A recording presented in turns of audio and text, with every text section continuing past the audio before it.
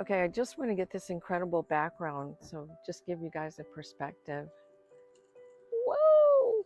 So these trees around me are super big. I'm seeing fairly frequent accounts of ongoing recovery from COVID, even though it's been 4 years. I know of a gentleman who got COVID in the spring of 2020, only to end up in isolation in the hospital on a ventilator for 2 months, during which time the medical community was reluctant to encourage his family to expect him to live through it. At that time, they didn't know what was possible. After all, they said, he's almost 80 years old. The family was advised that were he to survive, he might well be an entirely different person, meaning non-functional. After several trial and error attempts, he was eventually recovered enough to breathe on his own without the ventilator.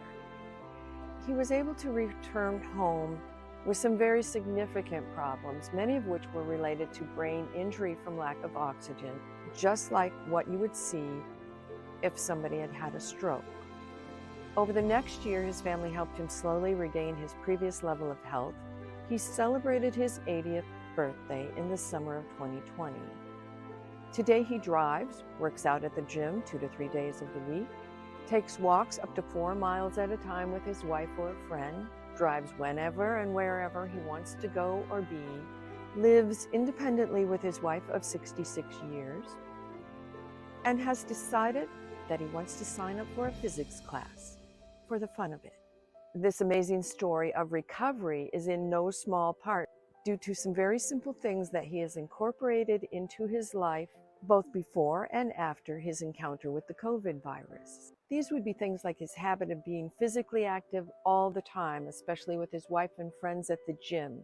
His focus on nutrition, while not perfect, is helped by his family's insistence on whole foods as building blocks for his ongoing recovery. His tendency to sleep soundly and deeply, so necessary for the function of his immune system, but also as a result of his ability to enjoy life and unwind at the end of each day.